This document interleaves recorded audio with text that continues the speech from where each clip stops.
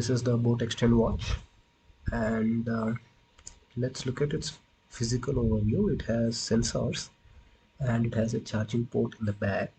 The sensors are for both heart rate monitoring and also oxygen SpO2. And the strap, this is the black color variant, and the straps are made up of plastic, and these have been very durable because although they are, as you can see, there are it has been washed out, but this is after 1.5 years, and there are a little bit of scratches here, but this has excellently sustained all the hitting corners or else, you know, scratching around, rubbing to the wall and things like that accidentally. And it has a crown, and the crown does not spin, but on rotating nothing happens, but this is used to come back to the home screen. So whenever you are somewhere else using something else and you press on the crown, you come back to the home screen, and also from home screen you go on to the main menu. So at the control center part of the watch, you can see do not disturb mode. Now when you have it on, you don't get any notification or mobile call um, call notification. And this is the brightness, in which there are 5 levels of brightness. Because I was looking at the screen and trying to touch it, it wasn't getting I wasn't able to touch it properly, but most of the time you can actually, it actually works, so it's not a touch problem. It's just my focus was on the screen, so I wasn't able to touch it properly. And it also has a wake up gesture, which I personally don't use because because it just in the middle of a night when I'm in sleep, whenever I move my hand, it automatically turns on here. So wake up gesture, obviously you know that whenever you have it on your phone, sorry, hand, and when you want to look at the clock, the screen automatically turns on, so it works fine. But it also a little bit glitchy. It doesn't know when you're actually looking, it just recognizes your hand waking up. And on the side you have music control and also heart rate monitor.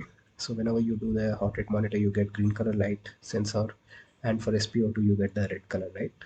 And whenever you put it on your hand, they take the measurement, and the accuracy level is, I would say, 80 or 90 to 80 to 90% of the time it's almost accurate. There are a few times when it goes very high that we don't expect sometimes. And this, there's also stress monitoring, so sometimes when the limit crosses certain number, it shows you need to calm down. So here is an example with the real oximeter where I have tried. So if you can see on my watch, it shows max 145. I'm not sure if it was 145 at any point, but sometimes a glitch happens. But if you see on the oximeter currently, the measurement is almost accurate to the real oximeter. In fact, SpO2 also gives the similar readings. So yep. So the watch almost maintains accuracy. And this obviously, for a watch which costs around 3,000, it might not be completely true that it gives 100% accurate, but yeah, most of the time it does give. And step count is also there, which is also not accurate, but it works.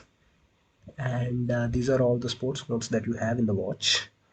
There are many sports modes I used to use for outdoor cycling, and also cricket, and it measures how long you have played and how many calories you have burned, and also what was your heart rate during that. It gives a graph, and it's very fun and useful as well. So these are the options you have on the menu. If you, as you can see, there is a sleep monitoring as well, and this is a breathe breathing relaxation exercise. So when you put on the watch, it takes your heartbeat measurement, and by looking at it, you have to inhale or exhale. And while this is happening, it takes your heartbeat. So basically what happens is, after the exercise is done, when you have it on your watch, it shows if your heartbeat has increased or decreased. Whenever I tried, it always decreased, or clearly it being, because it being a calming exercise, relaxing exercise. So yeah, here I was just trying to see when it gets done and shows whatever it shows. So if I had put it on my hand and shown, it would have showed, and also actually practiced, it would have actually showed me what my readings would have been, meaning what was the drop rate in my heartbeat, or else how relaxed am I right now. So mostly I think you can use it after your exercises, or else if you're feeling some kind of panic attack kind of thing to relax yourself. And you can also adjust it for different timings. And there are so here you can see in the heart rate monitoring that if I am not wearing it, it shows wear it properly or else to your wrist, because the light is unable to pass through an object and receive it back to measure the heartbeat. So that's why it's showing me to wear it. And yeah, we have Alexa also. So Alexa, please tell me the score of Ashes third test match.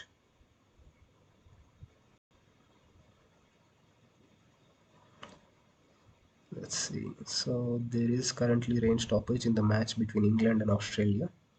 Australia is 160, 116 for 4, so which is accurate information. So Alexa does give an accurate information. However, it just lags a bit. I'm trying to scroll and see how lagging it is a bit, and but almost accurate. And also another problem is that I asked here for who is the highest scorer of the match, and I did not get a follow-up answer. So it shows me an answer about another match. So it did not understand that I was asking about the Ashes only.